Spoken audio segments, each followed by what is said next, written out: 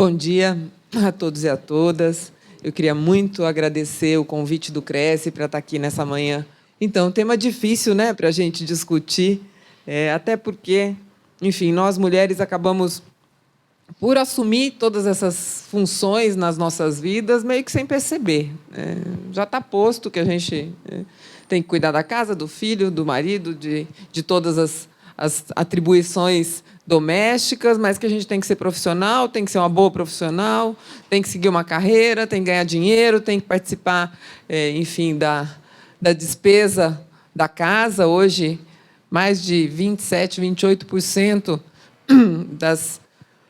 das famílias no estado de São Paulo são mantidas só por mulheres. Então, a gente acabou assumindo papéis, não deixando para trás os outros papéis, e isso acarreta na vida de todas as mulheres, sem dúvida, enfim, uma necessidade de muita energia, para o dia, para a vida, para todos os desafios que se colocam. Muitas coisas boas nisso, muitas coisas boas nisso. Eu acho que vamos puxar aqui para o nosso lado, né? Mulher consegue fazer muita coisa ao mesmo tempo. Às vezes os homens não têm essa facilidade, né? Eles são muito focados às vezes em um assunto só, e essa questão de ser, sei lá, tá atendendo, está trabalhando na tua profissão, o filho liga que tem que buscar, que tem que resolver aqui e ali, você consegue, dar um nó ou tirar aquele nó e resolver aquele problema. São coisas que a gente consegue fazer com maestria. Mas tem o lado ruim de tudo isso, e que, enfim, a gente ainda tem que quebrar muitos preconceitos. Apesar de não sermos minorias, a gente não sermos uma minoria, nós somos maioria, mas a gente funciona um pouco como uma minoria, que ainda precisa de um pouco de proteção, ainda precisa, enfim, de leis que possam, principalmente, proteger as mulheres que têm uma situação financeira de mais dificuldade. Mas a violência contra a mulher, por exemplo, ela não está só nas camadas mais simples da sociedade, ela está em todas as camadas, e eu queria entrar um pouquinho nesses assuntos com vocês para começar, e depois ir um pouco para o meu lado de profissional. Eu sou médica da mulher, os ginecologistas são médicos da mulher, e a gente cuidar da própria saúde é fundamental para que a gente possa avançar e que a gente possa, enfim, acumular todas essas tarefas e poder tocar a nossa vida com saúde e felizes. Queria ler um pedacinho de um texto, a história de Malizete.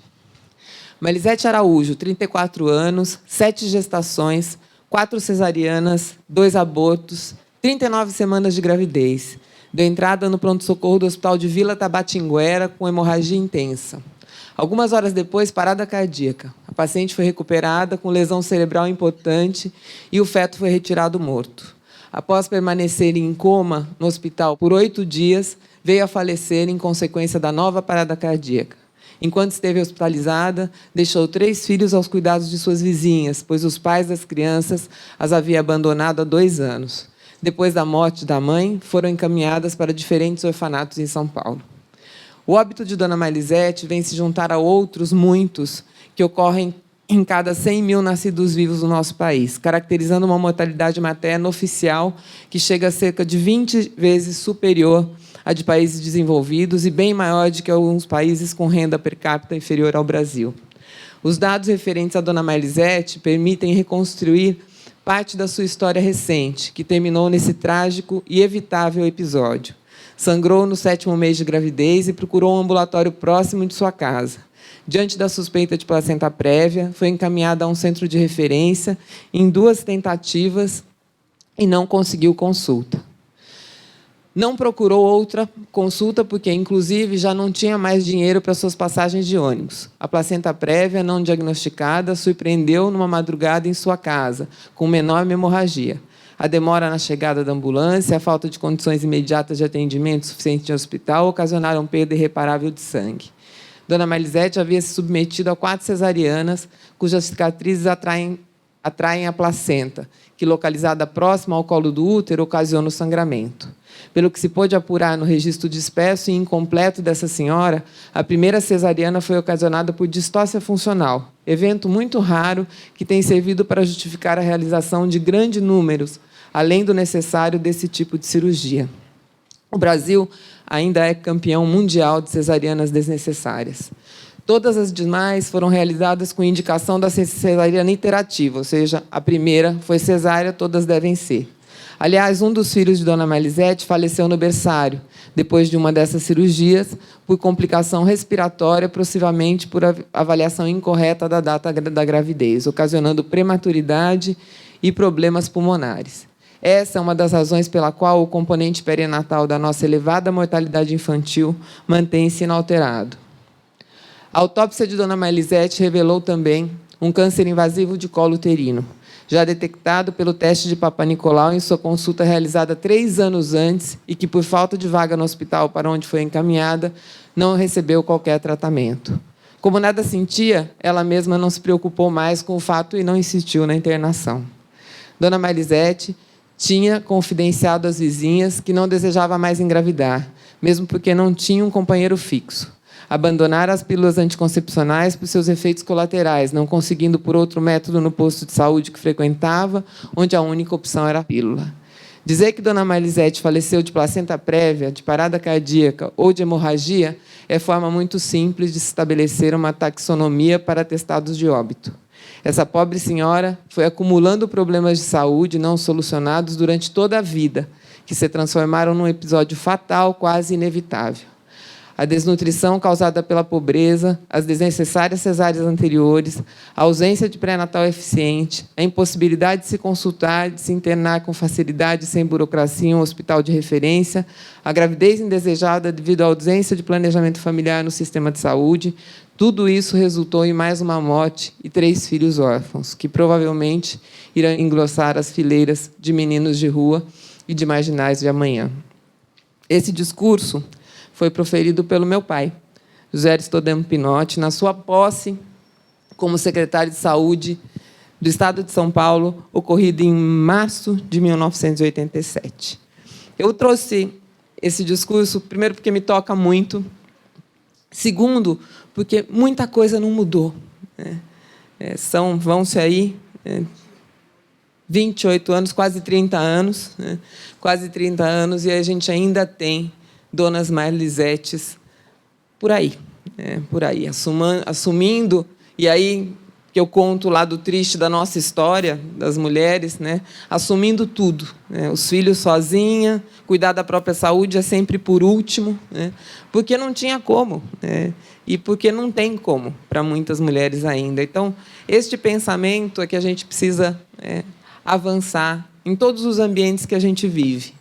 Não adianta dizer que é culpa do governo, porque a gente também pode fazer.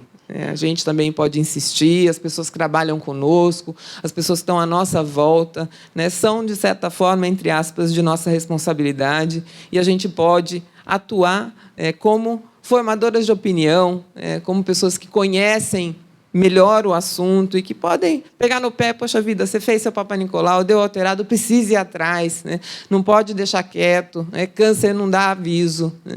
Câncer de colo do útero, por exemplo, dá em mulheres jovens mesmo, né? As mulheres acabam pegando o HPV ali com 15, 16 anos, quando começam a sua vida sexual, não cuidam das feridas, das lesões e vão ter câncer de colo uterino com 36, 37, acabam morrendo com 40, 41. Então, essa história triste, infelizmente, ainda se repete na nossa cidade, no nosso país, e a gente precisa avançar para mudar isso, né? Um lado muito bom é que, enfim, a nossa expectativa de vida vem aumentando, né? Com ela também vem doenças que antes a gente nem tinha, né? Então, esse aumento, todo mundo me fala, poxa, por que tem tanto câncer hoje, né? Tem tanto câncer um pouco por causa disso, porque a gente está vivendo mais, e o câncer é uma doença que vai se desenvolvendo por mutações das células, e a maioria dos tumores se desenvolvem em mulheres depois da menopausa, em mulheres mais velhas. E a gente tem aí uma previsão de expectativa de vida de 100 anos em 2020, não está longe, né? Estamos aí já, e vamos viver cada vez mais. Só vou jogar algumas Enfim, alguns dados para a gente poder discutir, entender, né, o papel da mulher hoje na sociedade, mais ou menos como eu vejo, cada uma tem uma visão, né? Mas até a metade do século XX, a gente tinha a função da casa como a principal função, né? Com toda a questão feminista, na metade do século passado, com a pílula anticoncepcional, a possibilidade da gente planejar a gravidez, planejar a família, né? Que é o que a gente entende como a coisa mais correta. Não é controle de natalidade, mas é planejamento familiar. Você pode ter os filhos que quer, no momento que quer, mas escolhendo o melhor método anticoncepcional para aquele casal ou para aquela mulher, enfim, naquele momento da sua vida, e a gente poder planejar isso, ir para o mercado de trabalho e acabamos ascendendo aí com enfim, muito sucesso nessas questões, né? Nos tornamos corresponsáveis pela renda, né? E muitas mulheres únicas responsáveis pela manutenção da família. Aqui mais uns dados, não vou ler todos, mas para a gente imaginar um pouco como a gente está atrás em muitas coisas, né? Se a gente pensar só no Congresso Nacional hoje, né, quantos são deputados, quantas somos deputadas, né? Poucas mulheres na política, poucas mulheres na diretoria de grandes empresas, poucas mulheres tocando, né, enfim, as diretrizes e as linhas que a gente tem no nosso país, no nosso ambiente, inclusive de trabalho, né? A gente fala no dia a dia, não, estamos lá, né, tem mais mulher na faculdade do que homem, né? E hoje em dia muitas faculdades têm mais mulheres do que homem mesmo cursando, né? A gente se esforça, a gente vai, a gente luta, mas nós temos uma dificuldade maior de alcançar os melhores postos nas empresas, de alcançar, né, enfim, de ter mais vitórias na profissão, né, e salários ainda menores, na grande maioria das vezes, né, ainda uma certa discriminação com a questão da gente poder engravidar, da gente poder, enfim, ter que ter a licença maternidade, a licença de amamentação, e tudo isso, né, nos deixa, às vezes, para trás nessas questões, né? Enfim, há uma desvalorização das tarefas de mãe e de dona de casa, né? Parece que é só nossa obrigação e pronto, né? A dificuldade de conciliação do trabalho com a amamentação, a gente tem avançado nisso no Brasil, mas ainda está aquém de muitos países desenvolvidos, né? E estamos à frente de outros também, né? Se a gente pensar na Suécia, por exemplo, né? A Olga tem uma filha que mora na Suécia, a licença maternidade lá é de 2 anos, se eu não me engano, né? Com amamentação, mais ou menos? Um ano. Né? Mas, enfim, o dobro da nossa, um pouco mais que o dobro, né? Porque nem todas as empresas privadas adotam os 6 meses da amamentação. Então, mas, enfim, em outros países não tem, basicamente, licença maternidade, né? As mulheres têm que voltar a trabalhar 1 mês depois do parto. Então, eu acho que a gente está no meio termo, estamos avançando, e a gente tem que continuar lutando para, primeiro, não perder esses direitos, e depois alcançar novos direitos, né? Outra questão importante é a questão das doenças sexualmente transmissíveis, principalmente da AIDS, que cresce entre mulheres, né? Isso também é uma questão que vem de uma atitude muito machista e que a gente precisa combater, principalmente entre os jovens que estão achando que AIDS não mata mais, né? Que está controlado, que tem o coquetel, que eu não vou pegar, então não preciso usar camisinha. Isso é uma coisa que a gente precisa bater todo dia, né? Todas as questões de machismo, violência, estupro, a gente teve aí, né, na mídia isso muito aflorado nas últimas semanas, mas é só uma pontinha do iceberg que a gente nem entende muito bem o que está acontecendo. Porque, se a gente for contar pelas denúncias, a gente deve imaginar que existe muito mais por trás daquilo, né?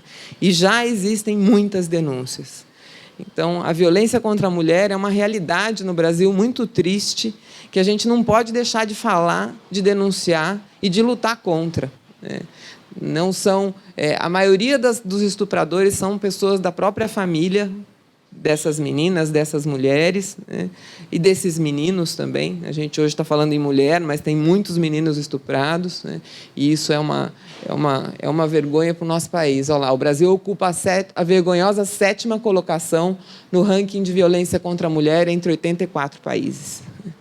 Então, a gente tem uma epidemia de violência contra a mulher e a gente precisa lutar muito, todo dia, contra isso. Acho que a imprensa podia fazer um papel mais forte nessa questão. Quando aparecem casos como o da menina do Rio, tudo aflora. Depois, isso desaparece. Já está desaparecendo. Eu já não tenho mais visto na imprensa diariamente. E volta-se a falar em outras coisas. Passou. Acho que essa insistência precisa ser diária, para que a gente possa lutar contra esse fenômeno, que não é um fenômeno... as pessoas tratam com tanta normalidade, não podemos tratar com normalidade. E, para mudar essa cultura do estupro, não basta o poder público ir em cima. A gente tem que mudar culturalmente isso. Eu, na semana que aconteceu a violência com aquela menina do Rio, um vereador chamou uma audiência pública, enfim, um ato contra a cultura do estupro. Esse vereador teve a filha assassinada pelo Champinha, um estuprador terrível. E, no discurso dele, ele disse que o pior que ele estava vendo naquilo tudo eram as manifestações de palhaçada na internet que estavam rolando em cima daquela questão. E isso é a cultura que a gente tem na nossa sociedade. Quando a gente vê este espelho colocado ali naquele Facebook, achando engraçado, replicando o vídeo e dando risada, isso nos entristece muito. E eu acho que isso a gente tem que lutar nós mesmos. Não tem ninguém que vai fazer isso pela gente. São as mulheres unidas que vão acabar com essa cultura horrível que existe no nosso país, não só do estupro, mas da exposição da mulher, enfim, da diminuição da mulher como um ser humano, e tudo isso a gente precisa lutar muito para que acabe. Agora eu vou entrar um pouquinho no tema que é a minha profissão, que é o meu dia a dia, que é a saúde da mulher, que não está muito longe de tudo isso que a gente falou. A mulher também é discriminada no sistema de saúde por várias razões, mas ela é muito pensada enquanto ela está gestando, parindo e amamentando, e ela é muito esquecida nos outros momentos da vida dela. E a mulher, diferente do homem, ela adoece mais cedo, por questões de problemas ginecológicos mesmo, ela precisa dar atenção à sua saúde desde a sua adolescência, todo mundo precisa, mas a mulher principalmente precisa, porque tem questões menstruais, questões de tensão pré-menstrual, o início da vida sexual, ela precisa se proteger mais, ela pega mais doenças sexualmente transmissíveis com mais facilidade do que os meninos. Então, a gente precisa ter essa atenção voltada para as mulheres desde a sua infância e começando a adolescência. E o que a gente precisa fazer para isso? Nos informar. Eu acho que a primeira questão é a informação. Existem muitas dificuldades, principalmente para as mulheres que trabalham, para as mulheres que têm uma rotina corrida, de acessar o sistema de saúde, mas a gente entendendo o que a gente precisa fazer com a nossa saúde, é muito mais fácil a gente também reivindicar coisas boas no próprio sistema de saúde para a gente, seja ele público, seja ele privado. Muitas vezes, os convênios, os ginecologistas, do ponto de vista privados, eles não têm um olhar para a prevenção, para a orientação, para a questão de educação sexual, para outras orientações. Fica uma coisa muito baseada, enfim, na doença que ela está tentando descobrir, e no tratamento daquilo. E se esquece um pouco a prevenção, se esquece um pouco que a mulher é muito mais do que um colo do útero e uma mama ou uma barriga com neném dentro. A gente tem necessidades nas diferentes fases das nossas vidas de saúde específicas e que precisam ser olhadas pelo médico e pelo próprio sistema de saúde. A gente precisa discutir muito e concretizar uma ideia que surgiu ali na década de 70, 60, 70, que é a ideia da atenção integral à saúde da mulher. Ela está posta no nosso Sistema Único de Saúde e ela precisa ser praticada. Já foi em muitos momentos, meu pai mesmo foi uma pessoa que conseguiu colocar para funcionar alguns serviços que até hoje funcionam bem, fazendo este tipo tendo esse tipo de olhar para as mulheres, de atenção integral à sua saúde, mas a gente precisa disseminar isso, né, por todo o sistema de saúde, repito, público e privado. Muita gente não sabe, muitas pessoas que têm o seu convênio, que vão no ginecologista uma vez por ano, acabam fazendo só Papa Nicolau, né?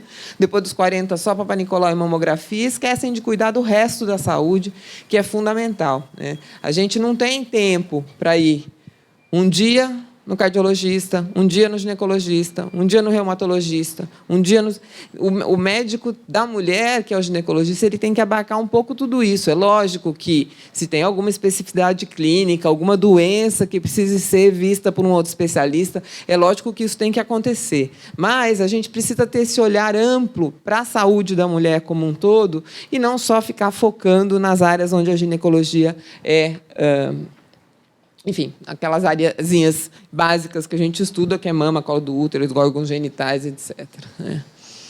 Como é que é isso, né? Como é que a gente se baseou, como é que os pensadores de saúde se basearam lá na década de 70 para construir essa ideia de atenção integral à saúde da mulher, né? Eles priorizaram muitos critérios epidemiológicos, ou seja, vamos prevenir as doenças que são mais comuns, né? Então, a gente precisa ter um olhar para câncer de colo, para câncer de mama, mas a gente precisa ter um olhar para a hipertensão, que gera derrame, acidente vascular cerebral, infarto. A gente tem que ter um olhar para a diabetes, que gera outros problemas gravíssimos de saúde, neurológicos, etc. A gente tem que ter um olhar para a vida reprodutiva daquela mulher, como que a gente vai fazer para orientar o planejamento familiar dela, para que ela possa planejar a sua família, mas não tenha agravos de saúde por conta do método. Não é toda mulher que pode tomar pílula, né? A gente precisa ter alternativas de método para aquelas que não podem ou não querem tomar pílula e querem usar um outro tipo de método anticoncepcional, né? E aí a gente precisa melhorar a organização desse sistema. Repito, a gente não tem tempo para ir no médico todo dia, né? Então, sentimos alguma coisa, a gente vai para essa consulta tem que ser muito aproveitada, né? E aí está na mão do profissional de saúde tirar daquela mulher tudo que ele puder aquele dia, né? E dizer, olha, você, tudo bem, vamos tratar, veio por causa do corrimento, vamos tratar o corrimento, mas você também tem que fazer...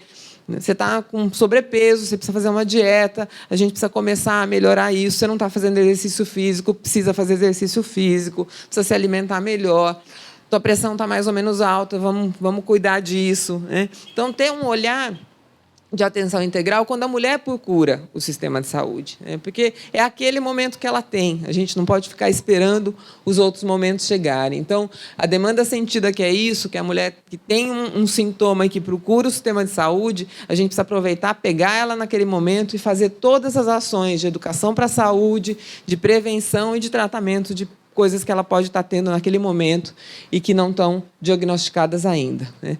Para isso, só desburocratizando, né, e ampliando as ações integradas e associando equipe de saúde junto com o nosso trabalho, né? O médico é um profissional muito caro, né, mas ele é um bom orientador de equipe, né? Então, poxa, a moça está com pressão alta, está comendo demais, está com sobrepeso, o que ela precisa, né? Ela precisa de uma fisioterapeuta que dê uma avaliada, ver se ela pode fazer exercício físico, ela precisa de uma nutricionista para orientar uma dieta, ela precisa, às vezes, de assistente social, porque ela tem que ir e vir e não consegue se organizar. E isso tudo ajuda o médico a, em um tempo curto, fazer uma orientação extensa e boa para a saúde daquela mulher.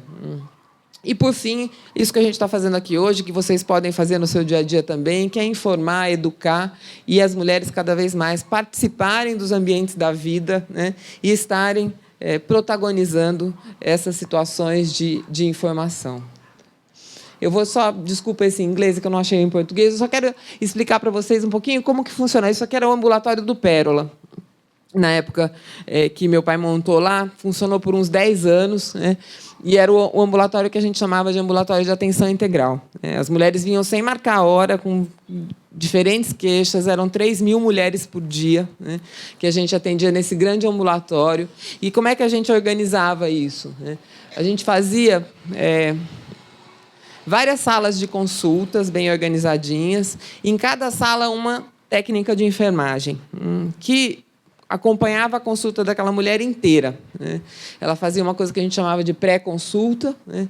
Já na sala de espera, a gente fazia um bate-papo como esse. Às vezes era psicóloga, às vezes era terapeuta ocupacional, às vezes era nutri, às vezes era físio. Faziam palestras sobre questões de hábitos de vida, coisas para melhorar a saúde. A gente aproveitava o tempo da espera, né?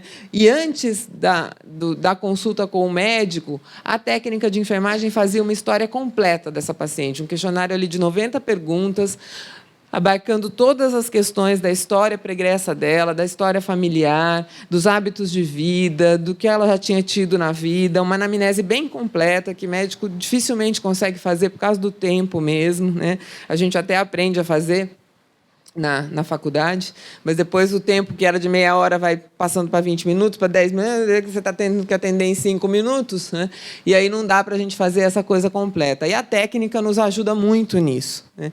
Então, ela faz a história, já deita a mulher, ensina a mulher a palpar a sua própria mama, né? Ensina as questões de prevenção de câncer ginecológico, principalmente. Colhe o Papa Nicolau, porque hoje em dia é técnico de enfermagem que colhe, e faz um teste, chama teste de Schiller, que é aquele teste com iodo, né? Para ver se tinha alguma coisa no colo do útero, e aí ver a necessidade de pedir ou não uma colposcopia, né? Nesse momento, o médico entrava na sala, conversava com a paciente, a técnica passava a história, né? Dizia tudo que aquela mulher tinha, ele fazia o exame, palpação da mama, o toque vaginal, dava a receita que ela precisava e orientava os exames que essa mulher tinha que fazer. Ele ia embora para outra sala e a técnica continuava com essa mulher numa coisa que a gente chama de pós-consulta, né? Na pós-consulta, ela explicava as receitas, via se a mulher tinha dúvidas, ficava ali sem nenhuma pressa para resolver todas essas questões. Muitos exames a gente conseguia fazer no mesmo dia, exame de sangue colhia no mesmo dia, mamografia fazia no mesmo dia, Papa Nicolau colhia no mesmo dia, ultrassom transvaginal, densitometria óssea. Alguns a gente fazia ali na tarde mesmo e ela só vinha para um retorno depois de um mês para ver os resultados, né? Isso é o que eu faço no meu consultório. Não tem nenhuma diferença. Dá para fazer no sistema público, né? Dá para fazer no convênio, não fazem, eu não conheço nenhum convênio que faça um check-up geral assim, né? Mas a gente precisa, cada vez mais, pedir isso dos nossos médicos, né? Dizer, olha, eu não estou aqui só para isso. Eu quero saber, eu quero ter melhor qualidade de vida, eu quero saber como é que eu faço para prevenir outras doenças, né? Se está bom do jeito que eu estou fazendo, se não está, como é que a gente pode acrescentar questões que possam, no nosso dia a dia, melhorar a nossa saúde, a nossa qualidade de vida e o nosso tempo de vida, consequentemente, né? Isso foi uma experiência que durou 10 anos. Aí a técnica palpava a mama, na época podia, agora não pode mais, então ela só orienta a palpação, e o médico entrava depois para tudo isso. Só um número para vocês aqui, só para vocês terem uma ideia do sucesso que é isso, né? Que a gente buscar doenças quando elas estão começando, né? Ou seja, quando elas não têm sintomas ainda, né? Que é uma forma de diagnóstico precoce, orientar a prevenção de outras doenças, né? Enfim, isso aqui é uma tabelinha mostrando mulheres. Patologias foram detectadas em mulheres que não tinham nenhum sintoma. Elas foram lá por outra razão, né? E acabaram sendo diagnosticadas. Aqui a gente tem, acho que o mais interessa são as porcentagens, que estão aqui na última coluna, né? Então, 1,2% eram hipertensas e não sabiam, 3,7% tinham obesidade mórbida, precisavam de tratamento, 16% tinham pré-diabetes e não sabiam, 33% tinham infecções no trato reprodutivo e não sabiam, né? Enfim, HIV positivo, 0,7%. Né? A gente fazia o teste de HIV para todas as mulheres que queriam fazer e encontramos quase 1% de HIV positivo. Mamas alteradas ou suspeitas em 10%. E aí, o resultado muito legal disso é que, com o passar dos anos, a gente ficou lá entre 91 e 98. Né? Com o passar dos anos, a gente foi aumentando o nosso diagnóstico precoce de doenças nessa população de mulheres. Então, quando a gente chegou, tinha 1,4% das lesões que a gente encontrava na mama que eram iniciais. né? Que eram lesões não palpáveis, curáveis, ou seja, câncer pequenininho que a gente operava e curava, né? Quando a gente saiu de lá, eram quase 10%. Ou seja, a gente, com o passar do tempo, faz com que essa curva triste de diagnóstico tardio se resolva. E não precisa de tanto tempo assim, né? A gente imagina, não, isso só vai ser daqui 50 anos. Não. Com uma ação de um hospital para uma população ali de 600 mil mulheres, que a gente chegou a atender nessa época, a gente conseguiu inverter as curvas tristes de mortalidade por câncer diagnosticado tardiamente e outras questões todas, como vocês viram, hipertensão, diabetes, AIDS, doenças sexualmente transmissíveis, etc. Então, o segredo é esse, é a gente juntar todo mundo no mesmo lugar, com facilidade, sem burocracia, orientar muito, para que as mulheres possam ter o poder de decisão sobre a sua vida, sobre a sua saúde, e poder reivindicar também dos médicos, do sistema de saúde, a saúde que elas merecem. Aqui um pouco mais de dado de câncer de mama, e esse aqui é bonito, ó, gente.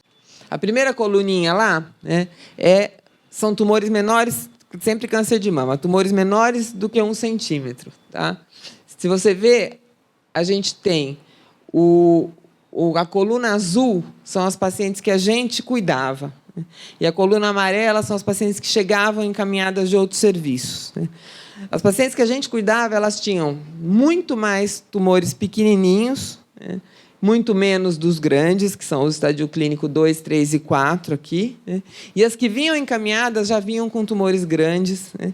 A sua grande maioria não curáveis, perdiam a mama, não conseguíamos fazer um tratamento que pudesse prolongar a vida com qualidade e a gente acabava perdendo essas mulheres por câncer de mama. Essa inversão aconteceu com um esforço grande, mas em um período de 10 anos, num hospital público na cidade de São Paulo, só para a gente ver que isso é possível, é uma coisa que a gente pode alcançar.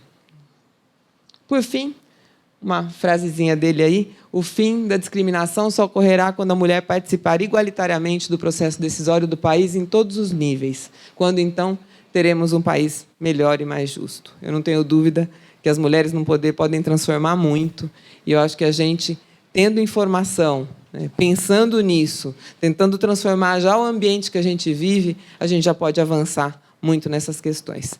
Muito obrigada, estamos aqui à disposição.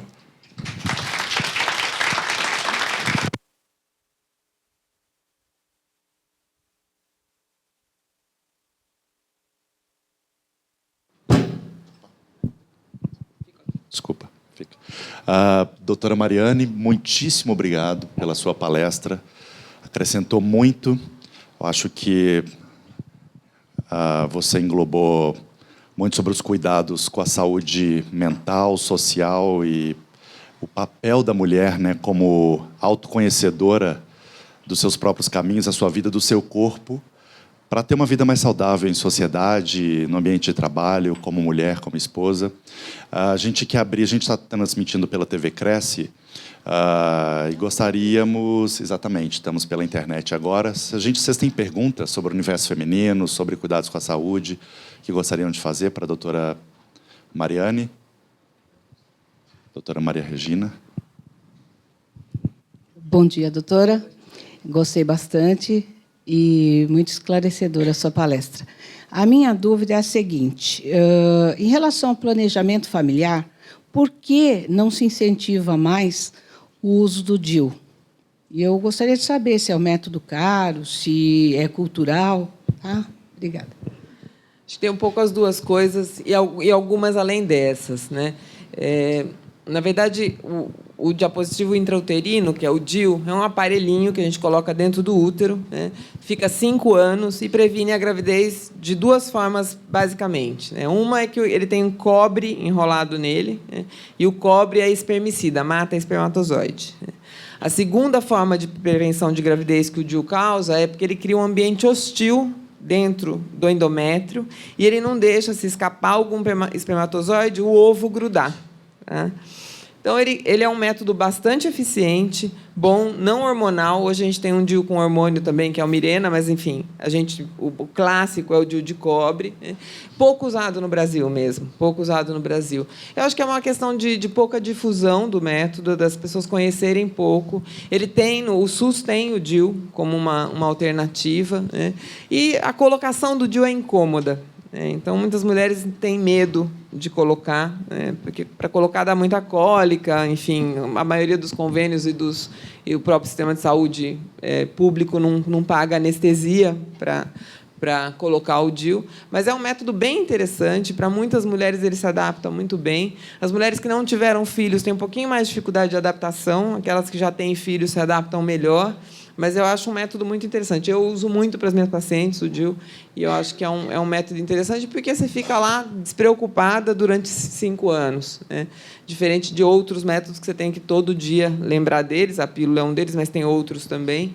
Então, eu acho que difundir é importante, né? As mulheres têm um pouco de preconceito mesmo.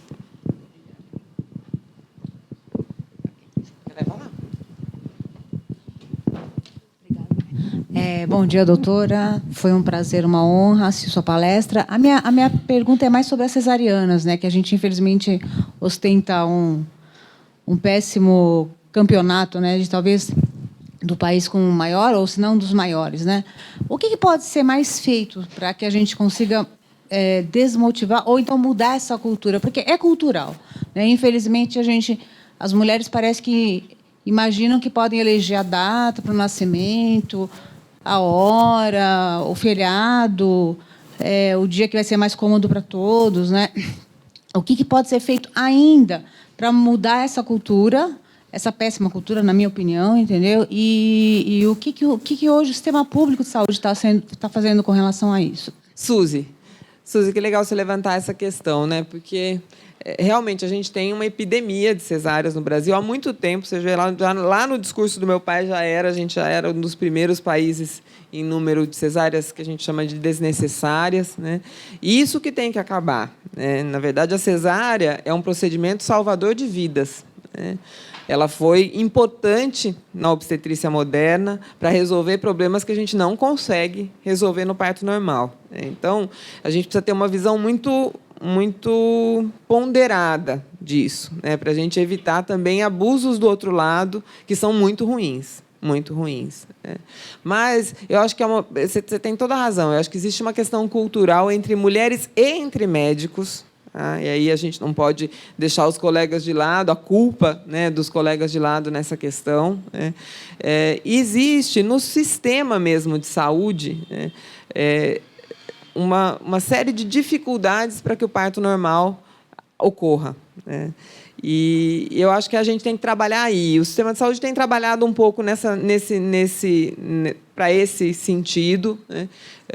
Existe, nos últimos anos, vem se incentivando hospitais, maternidades que tenham índices maiores de parto normal e incentivando, dando condições também para que eles possam aumentar esses índices. Né? A gente não pode depender só de médico para isso. Né? Aí a equipe de saúde é fundamental. Né? O acompanhamento da parturiente precisa do médico em poucos momentos. Né? Então, quem acompanha mesmo são as obstetrizes, as enfermeiras obstétricas. Né? E aí tem muitos hospitais no Brasil, em São Paulo também, que tem um esquema muito interessante para que o parto normal ocorra mais. Né? Públicos, privados não. Os hospitais privados estão atrás dos públicos nessa questão, bem atrás, e tem uma dependência do profissional médico que vai acompanhar aquela paciente de 100%. Ou seja, na verdade, existe um protocolo muito maleável dentro do hospital, né? E o médico que está acompanhando a paciente que decide. Né? Então, isso eu acho que a gente vai ter que ter uma mudança mais cultural para conseguir melhorar. Nas pacientes que não dependem tanto do sistema público. No sistema público, eu tenho muita esperança que a gente consiga melhorar isso, né? Até com uma certa rapidez. Existe um movimento forte hoje, né, de mulheres, pedindo isso, né?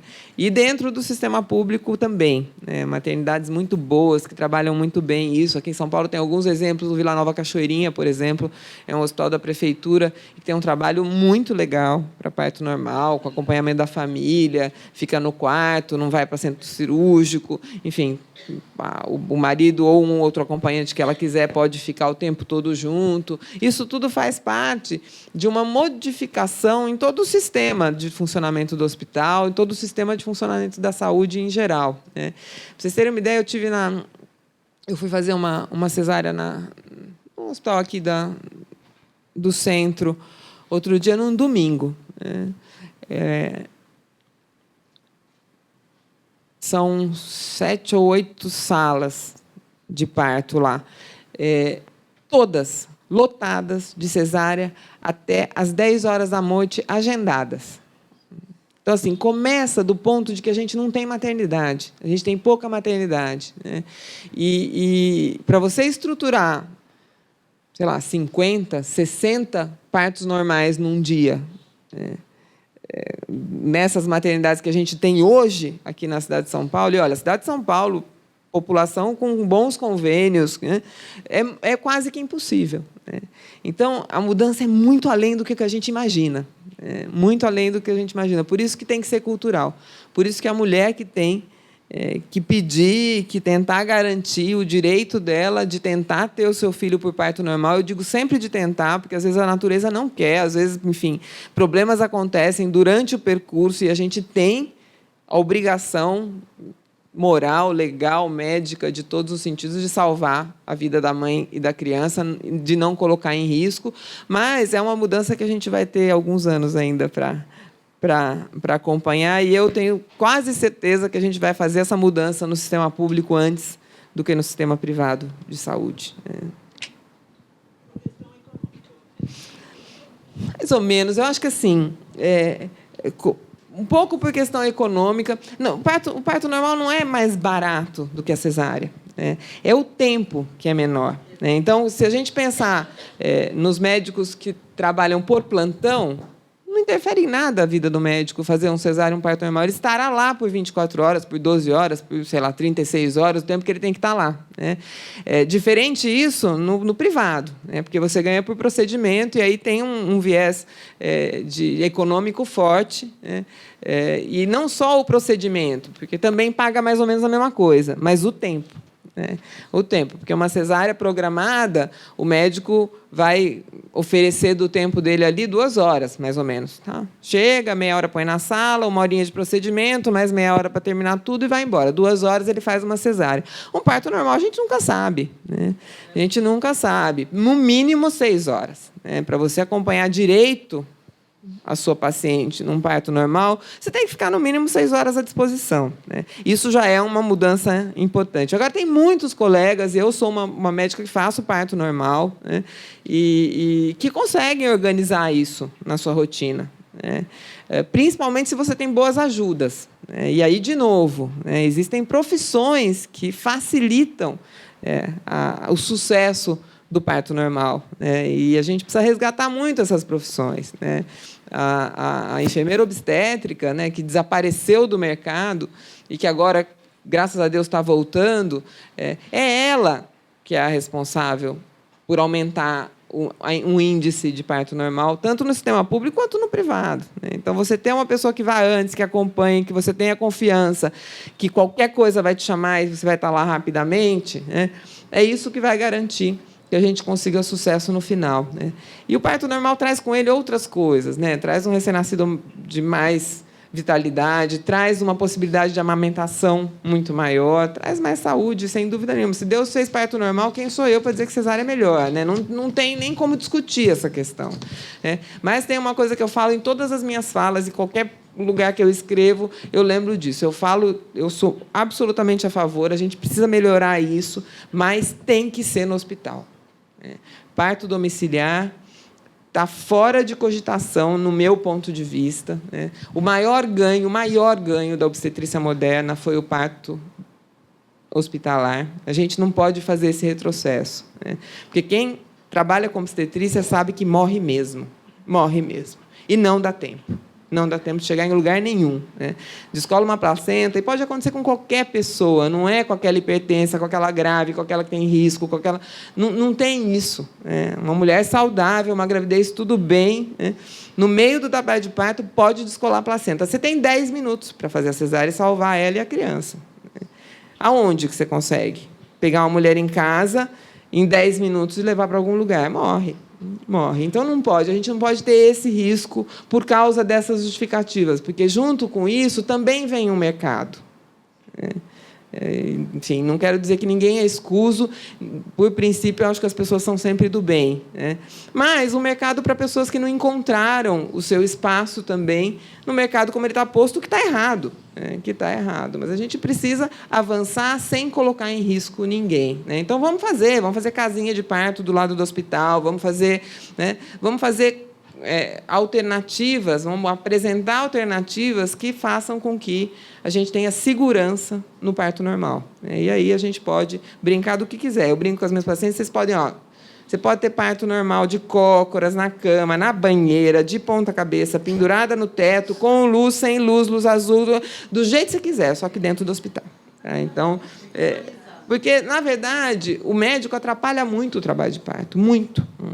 Quanto menos a gente interferir, mais chance de dar certo tem. Então, assim, mínimos controles. Eu lembro do meu pai fazendo parto normal, era gozadíssimo, porque ele estudava muito, muito, e ele ia para os partos, na época, enfim, tinha a obstetriz dele, que trabalhava com ele e tal, a Neuza, e ela ia antes, ele ia na hora, mas sempre tinha que esperar um pouquinho e tal. Ele estava sempre lendo, escrevendo tese, né? E ficava lá. E aí, não sei quem ia ver o foco, ele, não encosta. Não sei quem ia fazer, não sei o quê. Não, pode deixar ela tranquila. Ficava observando 2 horas. Quando ela, não, está doendo as costas, né? Vamos dar uma examinada agora. Sabe? Então, a gente interfere demais, muitas vezes. Tá? E as obstetrizes também. Né? Não é uma coisa só do médico isso. A gente precisa repensar um pouco isso. Né? Deixa a mulher quieta um pouco. Né? Os controles não precisam ser tão estreitos. Né? As boas parideiras fazem tudo sozinhas, né? Não precisam da gente atrapalhando. Eu acho que é um assunto lindo, super interessante. A gente podia reservar um dia só para isso, de repente, trazer uma obstetriz para falar para vocês também, que tem experiências lindas na mão dessas mulheres que são sábias, né? E a gente poder disseminar isso, né? Com segurança, né? Mas para a gente reverter um pouco isso, né? Porque essa questão do prematuro é uma questão que existe até hoje, muito forte, né? O UTI berçário é um negócio assim, lotado o tempo todo, em todos os hospitais. Não é possível, né? É possível que nasça tanta criança com problema respiratório. É um pouco o momento ali que não era esse, né? Não estava preparada para respirar, não está pronto, né? Então, precisa ter uma razão, né, para interromper aquela gravidez naquele momento. Não pode ser a razão do mapa astral só, né, de outras coisas. Doutora, temos aqui uma pergunta. Ana Lúcia Babichak, de Praia Grande. Obrigada, Ana Lúcia, pela participação. E ela faz uma pergunta à senhora. Algumas mulheres usam o hormônio HCG, hormônio da gravidez, para o emagrecimento. O que a doutora acha disso? Hoje, a estética torna muito mais importante do que a própria saúde da mulher. É a pergunta da Ana Lúcia. Ana Lúcia, você tem toda a razão, né? A gente tem nós somos reféns aí, né, de um padrão de beleza que, sei lá, é para quem é refém, né? Porque não é todo mundo que pode ser daquele padrão. E isso traz, às vezes, consequências ruins para a saúde. Traz boas também, porque, às vezes, a busca pela beleza do corpo, pelo músculo, tal, faz a mulher fazer exercício, ela teria preguiça de fazer se não fosse por isso, né? Faz sair de casa, ir para o ar livre, também tem as suas vantagens, né? Mas a gente não pode ir aos extremos, né? Lógico que isso não é uma questão da minha área profissional, os endocrinologistas que dominam essa questão melhor do que eu, mas eu não gosto de usar nem HCG, que é o hormônio da gravidez, nem GH, que é o hormônio do crescimento, para emagrecer, né? São 2 hormônios que eles têm uma ação em todo o metabolismo. E a gente não tem nem ideia do que possa acontecer com essas pessoas que estão usando para emagrecimento hoje. O hormônio, o GH, ele é muito utilizado para crianças que crescem pouco, com bons resultados, e ele deve ser utilizado quando ele tem indicação, né? O HCG é pouco utilizado, ele é utilizado basicamente em tratamentos de fertilização, né? Então, no dia a dia, a gente usa muito pouco. A gente não sabe as consequências disso para o futuro dessas mulheres. Então, acho que, no mínimo, né, no mínimo, a gente precisa um pouco mais de estudo, né, para usar com segurança esses remédios. E, assim, uma boa academia, né, caminhar todo dia, né, e comer direito, fazem bem não só para emagrecer, para a saúde como um todo, porque a gente também tem que olhar esse outro lado, né? Lógico que a questão estética não deixa de ser importante. A mulher quer estar bonita, todo mundo quer estar bonito. Não acho errado isso, né? Mas talvez um motivo maior pelo qual a gente deva se cuidar seja um motivo de saúde, não um motivo de beleza, né? E uma coisa vem junto com a outra, né? A mulher saudável é mais bonita, independente, né, do seu peso, etc. A gente precisa olhar um pouco para esse lado também.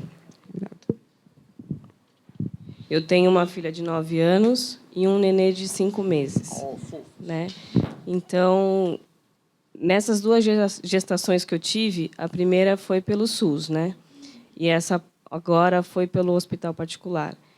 Então, eu notei uma diferença muito grande de atendimentos. Assim, eu posso até julgar como muito melhor o meu parto do SUS, como agora o meu particular, né?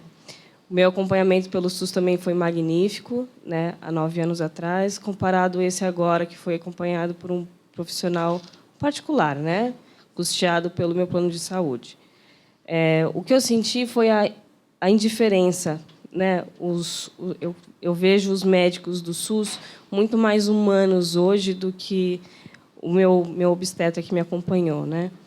E eu queria até saber se não é uma cultura, se a cultura dos médicos não vem sendo alterada por esse mercado gestacional, porque a quantidade de crianças que nasceu nos últimos tempos é sensacional, né? Então, eu fiquei bastante decepcionada com o atendimento que eu tive, tanto do meu obstetra, né, que quando eu falei que eu iria optar novamente pelo meu parto normal, ele falou: por que você não faz o cesárea? Eu falei: porque eu sou uma mulher normal, eu não tenho problema nenhum, eu vou fazer uma cesárea, vou ganhar uma cicatriz, posso ter um problema. Se na minha primeira foi tudo bem, eu tenho quase certeza que nessa seria, né? Só que no dia que eu fui ganhar o nenê também, eu fiquei bastante decepcionada com a médica que me atendeu. Eu posso dizer que o meu parto foi humanizado. Que ela... Você humanizou a médica? Exatamente. Ela não praticamente ignorou os meus sinais. Eu falei: olha, o meu trabalho de parto é super rápido, tanto que aconteceu em 3 horas somente. Graças a Deus, né? E só que ela ignorou as informações que eu dava. Olha, daqui por diante vai acontecer isso, porque no meu primeiro foi assim, e ela acontecia. Só que ela simplesmente ignorou. Não deu tempo de eu ir para a sala de parto. Nasceu na sala de espera, né? Não deu tempo nem dela olhar se eu ia precisar de alguma coisa. Enfim, então eu queria saber se não vem sendo alterada essa cultura dos médicos de meio que ignorar as mães. Acho que é todo um conjunto, né? Mas que gostoso ouvir esse teu depoimento, porque eu penso a mesma coisa, né? Eu, na verdade, apesar de hoje não trabalhar mais em hospital público, eu trabalhei durante 15 anos da minha vida, e a construção da saúde, quando você está num ambiente onde todo mundo pensa naquela direção, é uma construção completamente diferente, né? A construção do plano de saúde é perversa, completamente perversa. O paciente que escolhe o seu médico particular tem aí alguma vantagem, né? Mas as pacientes que estão na mão dos planos de saúde, eu estou generalizando, lógico, tem exceções, né, em todos os lugares, né? Mas se a gente for ver, eu digo sempre que eu prefiro um bom SUS do que um plano de saúde ruim, né? Porque a gente tem... apesar das dificuldades de financiamento, às vezes dificuldades de profissionais, porque são profissionais concursados, você não tem como... Isso é ruim mesmo, né? Você tem que realocar, você não pode mandar embora. Eu fui gestora de um hospital público e a gente tem essas dificuldades, mas a gente tem uma forma de pensar coesa, né, que vem de uma diretriz que está na nossa Constituição. Então, é diferente trabalhar, e é diferente ser atendida num serviço onde todo mundo tem um objetivo, né? E o objetivo ali não é ganhar dinheiro, não é aumentar a sua produtividade para o plano de saúde ganhar dinheiro, não. O objetivo ali é atender. É atender. Infelizmente, tem os que atendem mal, apesar do objetivo ser só atender, mas tem muito mais chance da gente conseguir atender bem se a gente está num ambiente desse. E eu acho que é uma questão cultural mesmo essa, né? Cultural do capitalismo, e que a gente tem que ir mudando. Eu também não sou contra o capitalismo, pelo amor de Deus, que hoje eu tenho uma filha que é absolutamente contra o capitalismo, está bem difícil, eu diria. Bem difícil, a Gisele conhece, né, Gi? Mas eu acho que a gente precisa ter meio termo nessas questões, né? E a gente precisa, apesar da responsabilidade no plano de saúde, no hospital privado, ser do médico, né? E aí o médico, como pessoa física, é responsável por aquele paciente, o serviço precisa amarrar, de alguma forma, um protocolo, um atendimento de equipe de saúde, né? Para que a gente tenha melhores resultados, inclusive emocionais, para as mulheres que são atendidas ali, né? Tem algumas maternidades um pouco mais antigas que têm um pouco esse caminho. Assim, uma das que eu gostava muito é o Santa Catarina, que fechou. Uma pena, uma pena. Eu fiquei muito triste, porque lá eles tinham um pouco a cultura da obstetriz, o atendimento. Muitas vezes eu mandava minha paciente para lá, a obstetriz mesmo via, me ligava e falava, não, pode ir para casa. Da confiança que a gente tinha naquele pessoal, entendeu? E se você não amarra por ali, acontece o que aconteceu com você. Fica na mão do médico plantonista, que às vezes está cansado, que o filho está doente, que não sei o quê. Todo mundo tem os seus problemas. Às vezes não está num dia bom, mas assim você não pode fazer com que o atendimento daquele paciente esteja vinculado simplesmente ao humor de uma pessoa, ou à competência daquela pessoa. A gente precisa ter todo um sistema por trás que garanta. E aí o que a gente tem nos hospitais hoje? A gente tem o que eles chamam de acreditação. Eles são acreditados como hospitais de excelência. Mas a acreditação é muito mais voltada para a diminuição de infecção hospitalar, que é importantíssimo, pelo amor de Deus, mas assim, para a segurança em procedimentos médicos, para a segurança do paciente, do que para um protocolo que possa gerar um aumento aí do número de partos normais. Então, eu acho que está tudo por descobrir. Vocês, mulheres, são o caminho para que isso aconteça. Não tem mudança se você não reivindica. Está muito bom como está, parece. Então, se a gente não cria um pouco de problema ali, a gente não vai conseguir avançar. E que bom ouvir esse depoimento, porque a gente vive um momento onde os sistemas públicos estão tão desacreditados e eu tenho verdadeiro encantamento pelo Sistema Único de Saúde. Eu acho que ele precisa ser melhor financiado, ele tem problemas de gestão, mas ele é um sistema de saúde que acolhe os problemas da população de uma forma como nenhum sistema privado faz. Então, dá muito medo na hora que você ouve essas coisas de privatização e tal, porque imagina se a gente privatiza e cria um atendimento como foi o teu em massa para a população, ou seja, você ainda era uma pessoa que pagava um plano de saúde, que tinha uma vantagem, entre aspas, ali para o hospital, porque ia ganhar dinheiro. Imagina se você faz isso sem ter nenhuma outra vantagem. Então, a gente precisa segurar aí os nossos ganhos para a gente não perder mais. Obrigada. Viu? Bom, eu sou a Magali, sou de Santo André. Gostei muito da sua palestra, doutora. Trabalhamos muito nesse trabalho que a senhora falou aqui. Nós temos lá o Conselho da Cidade. Nós participamos, nós temos o Hospital da Mulher, que não faz cesárea de jeito nenhum, só se precisar mesmo. Então, nós estamos muito felizes, porque a nossa batalha é muito grande lá com o prefeito, o prefeito sai, entra, e a gente está lá lutando, as mulheres. Nós se reunimos, nós falamos do que a gente acha errado, o SUS está sem remédio, a gente vai lá no prefeito, briga com o prefeito, com o sistema, e é isso aí. Então, acredito que se as mulheres tivessem muito mais, igual eu, a senhora e outras, participando, eu acho que o SUS poderia mudar muito. O Estado também, que é o culpado de tudo, né? Então, obrigada, gostei muito, parabéns. Obrigada. Olha, é fundamental isso, né? Acho que a participação social como um todo, né, e principalmente de mulheres bem formadas, né, é muito importante. Né. A gente se acomodar é a pior coisa que pode acontecer. Né.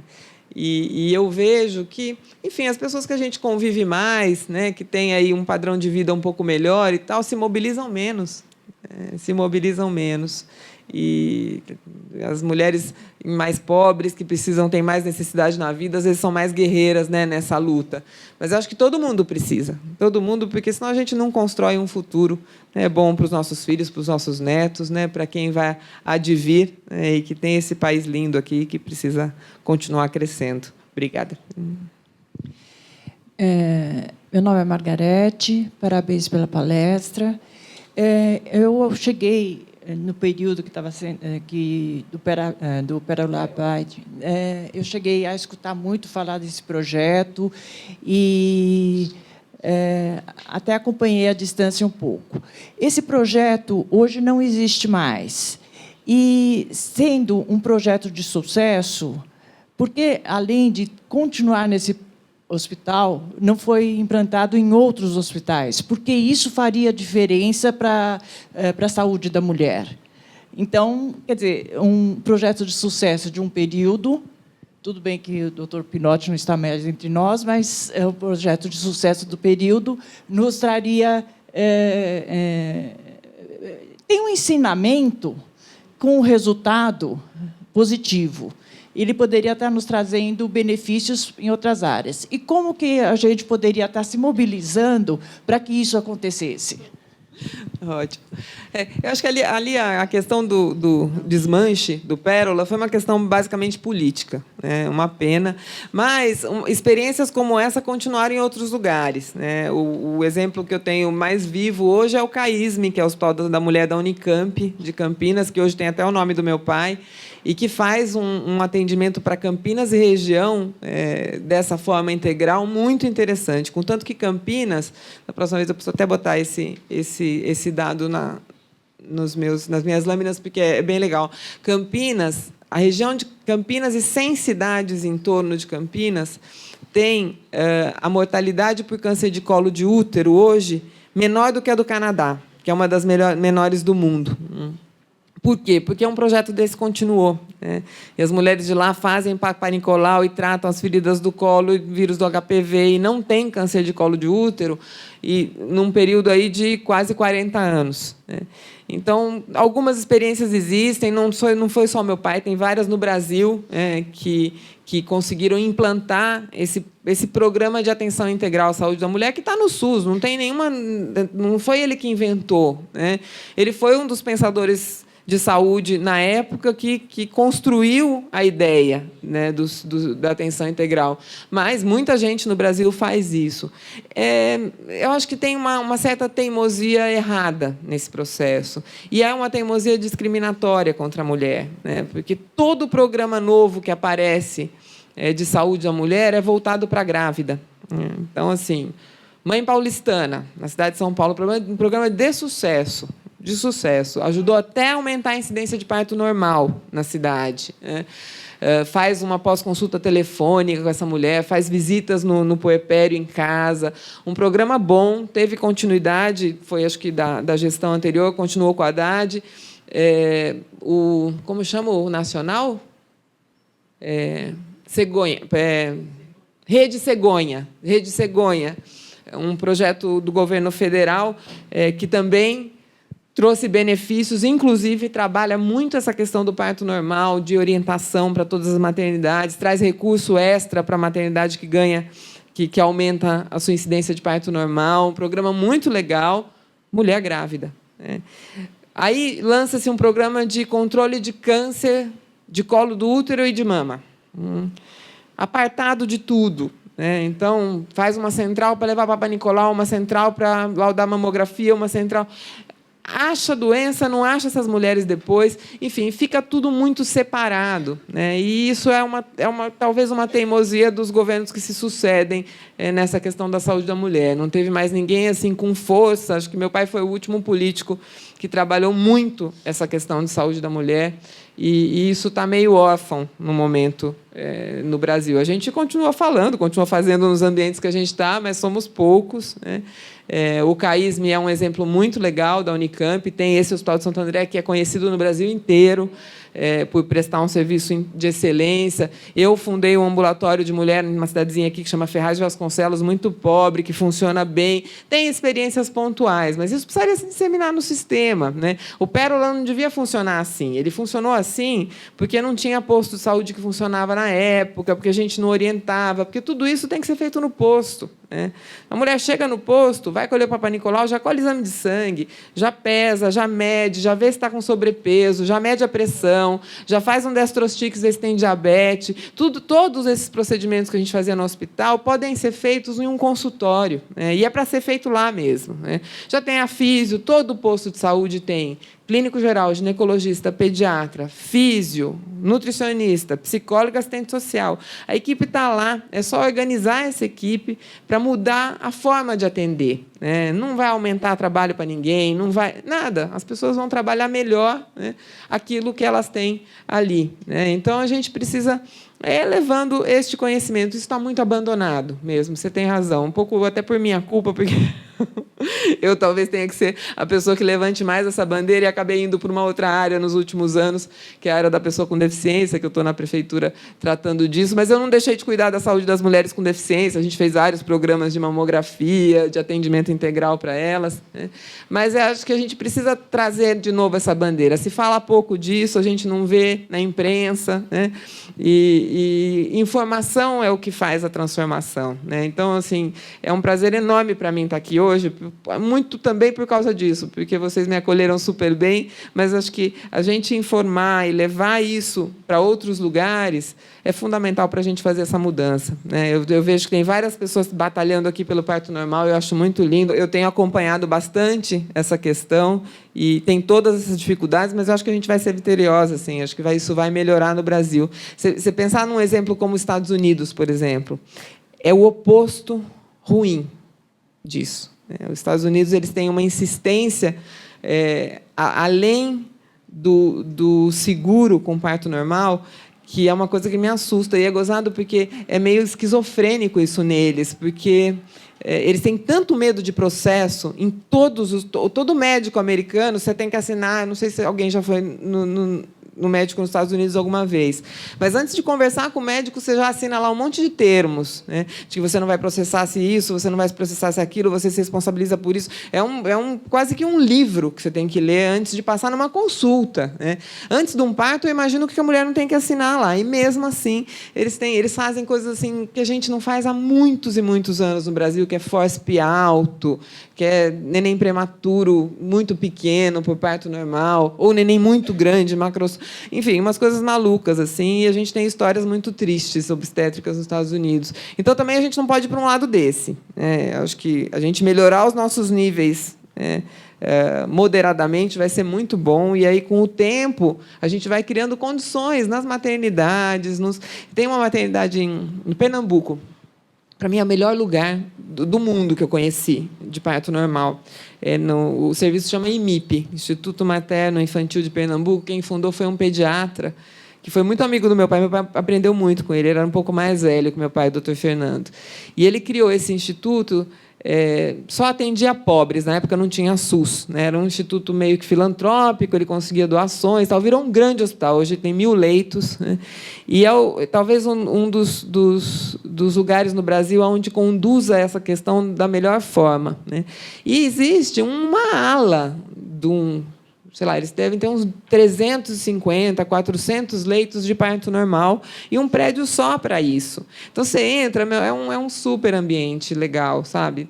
Não tem a banheira por conta de questões de higiene e tal, mas eles têm bola de pilates, tem massagem, tem chuveiro quente, tem chuveirinho, tem várias opções para a mulher se sentir mais confortável durante o parto. Tem a possibilidade de ficar 2 acompanhantes, não é um só. Não são boxes, né? Porque o SUS, em geral, tem box, é ruim, são salas mesmo, separadas. E é muito legal. Hoje tem a possibilidade de você filmar o parto da forma que você quiser e é oferecido pelo hospital, que é um hospital público, né? Então, a mulher sai com o filminho do parto, se ela quiser. E, enfim, é um atendimento de excelência, melhor do que qualquer hospital privado aqui e fora do Brasil que eu conheci. É um hospital público de um lugar pobre do Brasil e que, por causa de uma orientação correta, faz um trabalho desse tamanho. Tem experiências muito legais. Assim, Goiânia, por exemplo, é talvez a cidade que trate melhor a questão de prevenção de câncer de mama hoje no Brasil. E eles conseguiram incluir isso no sistema de saúde. Eles não fazem atenção integral, mas quase. Assim, eles não fazem a mamografia mais apartada. Então, a mulher que vem fazer a mamografia, ela tem a possibilidade de fazer o Papa Nicolau, de cuidar da saúde de algumas formas, né? E é a prefeitura, junto com a universidade lá, que organizam esse sistema. Então, assim, a gente tem super experiências, né, que podem ser replicadas, né? Mas precisa. Aí, infelizmente, a gente tem que voltar lá no assunto, e é por isso que eu estou na política. Precisa estar na política para fazer isso. Não tem jeito de você fazer isso tendo uma instituição, a Olga, o trabalho que a Olga Koss e que o Wolf fazem para as crianças e adultos com deficiência intelectual dessa cidade é uma coisa impressionante, impressionante, né? Mas, se a gente está no sistema público, né, Olga? Imagina você, secretária municipal da pessoa com deficiência, eu vou lançar a Olga para a próxima, quando eu sair, ela entra, né? Porque aí você tem uma possibilidade de permear vários espaços, de estar... A política boa é construída para isso, né? A gente fazer política boa é você levar o teu conhecimento, as coisas que você pode organizar, uma boa gestão, né, para as pessoas que dependem do sistema público, né?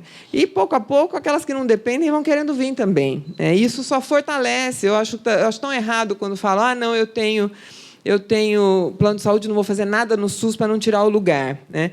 É verdadeiro isso. É uma ação importante de caridade pessoal, tal, mas a hora que a classe média vai para o sistema público de saúde, o sistema melhora, né? Porque, infelizmente, as pessoas que têm menos instrução, que são mais simples, elas tomam aquilo como um favor, não como um direito, né? As pessoas mais bem informadas, no sentido de que estudaram mais, que reivindicam mais, vão lá e falam, não, isso aqui é meu direito, né? Tem que estar bom, tem que estar bonito, tem que estar limpo, né? Tem que estar adequado, eu não quero qualquer coisa, né? E isso melhora até o... Teve uma época no Pérola, naquele período que a gente ficou de 10 anos, teve uma recessão, não me lembro exatamente que anos ali. E teve uma coisa parecida com agora, as pessoas saindo dos planos de saúde e indo para o sistema público, né? E vocês não sabem o que foi para a gente, né, interessante essa vinda, né, da classe média para o atendimento do Pérola, porque começaram a reclamar de coisas que nunca tinham reclamado, sabe? A gente dava, na época, a gente dava café, chá, bolacha doce e bolacha salgada. Porque as pacientes ficavam lá bastante tempo, tá? E pelo menos um cafezinho. Era um agrado, não era comida, mas era um agrado, elas gostavam, tal. E todo mundo agradecia super. A gente acabava tomando lanche juntas, às vezes, e tal. E, quando começou esse negócio, começaram a reclamar que a bolacha não era a melhor bolacha, que tinha que ser embalada individualmente, que ficava pegando no pote, imagina que horror, né? Que o copinho de plástico era muito... E era horrível mesmo. Era muito... Sabe aqueles copinhos que é mole, derruba? Então, assim, sabe, tudo isso, fora assim, a postura do médico, que passou a ser questionada, enfim, o trabalho das atendentes, e tudo isso melhora o sistema, né? Então, eu sou daquelas que sou a favor de que o sistema seja para todas as pessoas mesmo, né? Talvez, eventualmente, a gente possa ter uma forma de ressarcimento financeiro de quem tem plano de saúde, por exemplo, né? E isso está na Constituição, não, mas tem uma emenda, uma lei que diz que as pessoas que têm plano de saúde são atendidas no SUS, o plano de saúde tem que pagar para o SUS, né? Isso não acontece, porque não tem uma organização para receber, né? Mas, se tivesse, eu acho que é uma coisa super justa, né? Tem coisas que são melhores feitas no SUS do que no sistema privado, né? Até porque, coisas relacionadas a doenças raras, a transplantes, né? Os hospitais do SUS que têm mais experiência nisso e que acabam fazendo melhor do que o hospital privado. Eu acho que o doente que tem convênio, que tem condição, pode e deve usufruir do sistema de saúde, e aí a gente tem um tipo de ressarcimento. Enfim, são questões que a gente precisa discutir no sistema, né? Porque a verdade é que falta dinheiro para o SUS. Né? Falta. E não dá para dizer que não. Né? A gente investe aí, por habitante ano, no Brasil, cerca de 500 a 600 dólares. Tá? Vou fazer a comparação extrema, tá? Que é o país que mais gasta com saúde por habitante, que é os Estados Unidos, gasta 8 mil dólares. Então, a gente gasta, sei lá, 16 vezes menos que os Estados Unidos. Não precisa gastar como os Estados Unidos, eles gastam muito e têm uma saúde ruim. Né? Mas tem outros sistemas de saúde no mundo que gastam mais do que a gente, pouquinho assim não dá mesmo. A gente precisava gastar o dobro por pessoa, por ano, para a gente ter um sistema melhor organizado. Mas tem experiências muito interessantes. Né? Não vou falar Cuba, que é outro extremo, mas hoje a Colômbia tem um sistema de saúde muito bom, muito bem organizado. A Inglaterra, a França, tudo sistema público. Né? Tudo sistema público para todo mundo, né? e muito bem organizado. Né? Então, eu acho que também falta um pouco isso, a gente olhar um pouco mais de longe e tentar melhorar algumas coisas na gestão, sem quebrar os princípios constitucionais do SUS, que são fundamentais, que é a sua universalidade, a integralidade e a equidade. Né? Porque equidade é uma coisa que eu aprendi muito sobre equidade depois que eu comecei a trabalhar com pessoas com deficiência. Né? Igualdade não existe. Né? Você não pode dar igual. Se você dá igual, você prejudica o desigual. Né? Então, trabalhar com equidade é o futuro para tudo. A gente precisa dar mais para quem precisa mais. Né? E dar menos para quem precisa menos. Né? Vocês já viram uma foto? Eu preciso pôr essa foto também, Gi. Uma foto que são 3 menininhos assistindo um jogo de futebol. Né? E aí, sei lá, são 3 pequenininhos, né? Mas um maiorzinho do que o outro. Né? Se você dá 3 banquinhos iguais, né? E aí você está dando 3 banquinhos, né? Um vai conseguir assistir bem, um vai conseguir assistir médio e o outro não vai conseguir assistir nada. Né? Então, você tem que dar o banquinho que sirva para aquele menino conseguir assistir o jogo de futebol olhando por aquele muro. Né? E isso é equidade, isso que a gente precisa praticar no nosso dia a dia, né?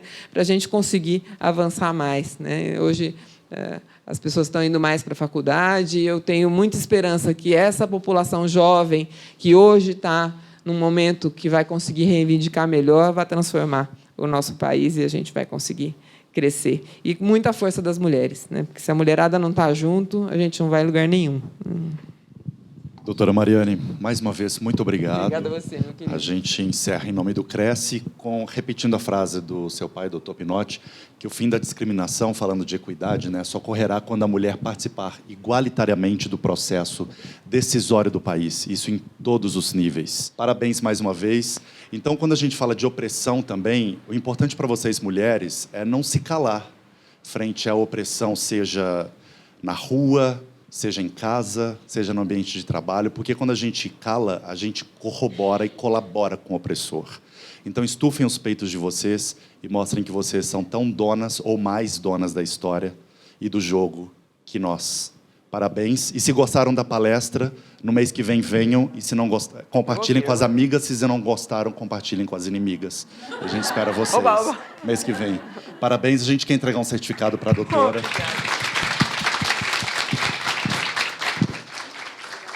Vamos chamar as conselheiras, a doutora Maria Regina e a Isaura, para fazer a entrega do certificado para a doutora Mariane Pinotti.